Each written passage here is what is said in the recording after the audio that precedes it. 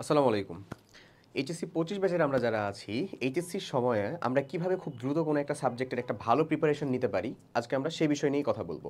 Suppose আমি chemistry পড়াই, আমার কেমিস্ট্রি সম্পর্কে একটু বেশি ধারণা আছে আর কি। সো আমরা কেমিস্ট্রির একটা নতুন সাবজেক্টকে নিয়ে চিন্তা করতেছি বা একটা সায়েন্সের সাবজেক্টকে নিয়ে সাপোজ চিন্তা করতেছি। ওকে, সো আসো আমরা আসলে একটা টোটাল সাবজেক্টের প্রিপারেশনটা খুব অল্প সময়ের মধ্যে কেমনে বেস্টটা নিতে পারি আসলে।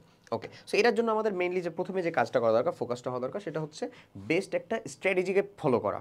সো এই বেস্ট স্ট্র্যাটেজিটা কেমন, তোমার আলটিমেট টার্গেটটা কী ভাবে বলো তো? তোমাকে বুঝতে হবে এই জিনিসটা। তুমি এইচএসসি পরীক্ষার ভিতরে যেন ভালো একটা মার্ক কন্টেন করতে পারো, ভালো যেন একটা রেজাল্ট হয়, বোর্ড রেজাল্ট।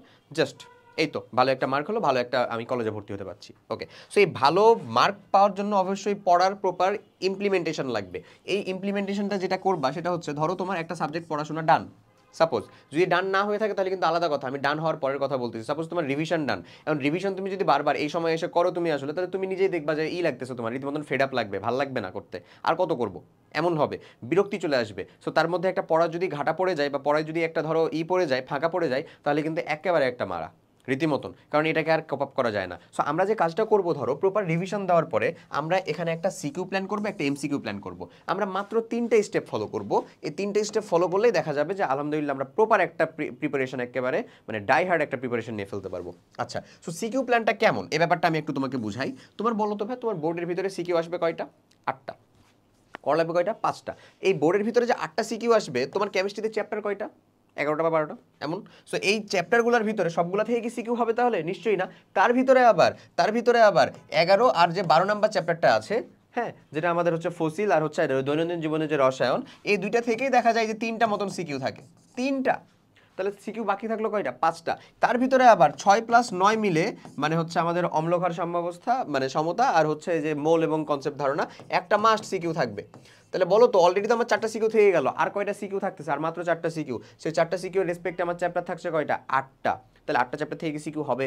নিশ্চয়ই না। তাহলে তুমি কেমনে বুঝবা কই থেকে সিকিউ হবে? এর জন্য তোমার দরকার আইদার হচ্ছে কিউএনএস সাজেশন এইচএসসি সাজেশন বুকটা, যেখানে তুমি হচ্ছে পেয়ে যাবে আমার কোন চ্যাপ্টার থেকে কখন সিকিউ হইছে, কখন সিকিউ হয়, অথবা যে কোনো একটা মেড ইজি, তুমি যেটা ইচ্ছা সংগ্রহ করতে পারো। এটার ভিতরে বেশি প্রপার প্রিসাইজ করে দেওয়া আছে, মেড ইজি নিতে পারো এমন। এটা তুমি নিজে প্র্যাকটিস করার জন্য। তুমি যদি মনে করো যে ভাই আমি নিজে প্র্যাকটিস করলে একটু বোধহয় ভয়টাই থেকে গেল, তাহলে তোমাকে ওয়েলকাম টু এসএসসি 25, আমাদের last short revision programme. Last short revision প্রোগ্রামের ভিতরে ওই চ্যাপ্টারের ওই টপিকগুলোই দেওয়া আছে যেখান থেকে তোমার কোয়েশ্চেনটা আসার পসিবিলিটি সব থেকে বেশি, কারণ তুমি নিজেও হচ্ছে যে ক্যালকুলেশন করেই বুঝতে পারতেছো যে ভাই সবগুলা নিশ্চয়ই আমাদের মানে সবগুলো চ্যাপ্টার থেকে নিশ্চয়ই সিকিউ হয় না।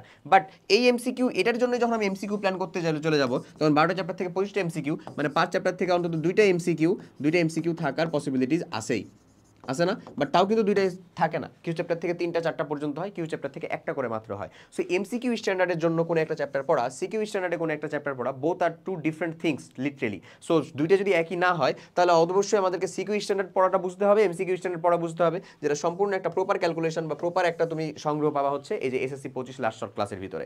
এই ক্লাসগুলো যদি তুমি কমপ্লিট করতে পারো এই কিছুদিনের ভিতরে, তোমার রিভিশনও কমপ্লিট হয়ে যাবে, তুমি নিজের স্ট্র্যাটেজিও ধরে রাখতে পারবা যে কিভাবে আমরা টোটাল সিকিউ আর এমসিকিউটাকে ভাগ করে কমপ্লিট করবো, কারণ এখানে 4 ভাগে তোমাকে ক্লাসগুলোকে অফার করা হবে। ঠিক আছে? আচ্ছা, এগেন মূল অংশ বা নোট পড়া, এটা হচ্ছে আমাদের সেকেন্ড কাজ।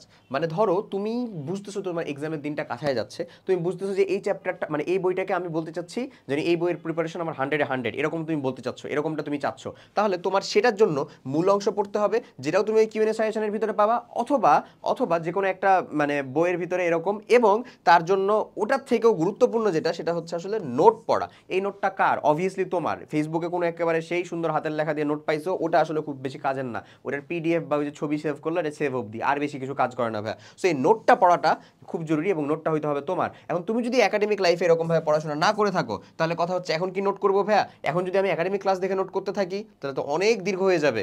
হ্যাঁ, তোমাকে আমি মানে সাজেশন দিব যে হ্যাঁ ভাই তুই এখনো নোট কর, অ্যাটলিস্ট সায়েন্সের যে সাবজেক্টগুলোর ভিতরে প্রবলেম, সেটাতে নোট কর। এখন ওই একাডেমিক ক্লাস দেখে নোট করা লাগবে না, এই যে লাস্ট শর্টের ক্লাসগুলো দেখে নোট করো।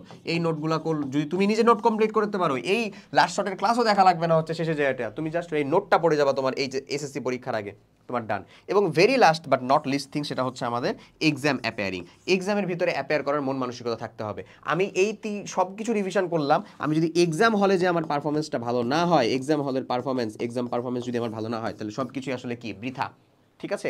সো সেটার জন্য আমরা অনলাইনে কোনো এক্সামের সংগ্রহ নিতে পারি, আমাদের যেমন কিউজি টেস্ট আছে, তুমি এটা নিতে পারো, এসএসসি একাডেমিক এক্সাম, এখানে তুমি বোর্ড স্ট্যান্ডার্ডের এক্সাম দেখতে পাবা, সবগুলা কীরকমভাবে দিতে হয়, কোন বোর্ডে কীরকম ধরনের কোয়েশ্চেন হইতে পারে, হয় নর্মালি এরকম। এছাড়াও তুমি অফলাইনে যদি এক্সাম দেওয়ার সুযোগ থাকে তুমি সেখানে যাও, বাট টাইমটা তোমার কাছে এখন এই সময় কিন্তু অনেক বেশি ক্রুশিয়াল। সো অফলাইন এক্সামের ক্ষেত্রে কি হয় যে তুমি যাচ্ছ আসছো, এখানে একটা টাইম কনজিউম হচ্ছে এবং তোমার একটা সাবজেক্ট ওয়াইজ নির্দিষ্ট হয়, বাট অনলাইন এক্সামের ক্ষেত্রে তুমি সাবজেক্ট কেন রে চ্যাপ্টার ওয়াইজ দিতে পারবা, এটা একটা গুরুত্বপূর্ণ জিনিস, আর যে কোনো সময় তুমি এই এক্সামের ভিতরে অ্যাপার হতে পারবা, এটাও একটা গুরুত্বপূর্ণ জিনিস। So it's up to you যে তুমি আসলে কোনটাকে বেশি প্রিফার করতেছো, বাট আমি বলবো হচ্ছে অনলাইন এক্সামটাকে এই সময়ের জন্য, কারণ টাইমটা তোমাকে মেনটেন করতে হবে, সামনে রমজান আসতেছে, সেটার ক্ষেত্রে একটা নতুন মানে নতুনভাবে একটা নতুন জীবনধারায় আমরা যাবো, তো নতুন আমাদেরকে রুটিন মেনটেন করে নিশ্চয়ই চলতে হবে। সো এতটুকুই আলটিমেটলি আমরা জাস্ট এই 3টা কাজ কমপ্লিট করলেই আশা করা যায়, জাস্ট এই 3টা কাজ কমপ্লিট করলেই আমরা আশা করতে পারি যে আমাদের একটা সাবজেক্টের প্রপার প্রিপারেশন কমপ্লিট হয়ে যাবে। সবাই অনেক ভালো থাকো, সুস্থ থাকো, এরকমভাবে স্ট্র্যাটেজি মেনটেন করে পড়তে থাকো। আল্লাহ হাফেজ, আসসালামু আলাইকুম।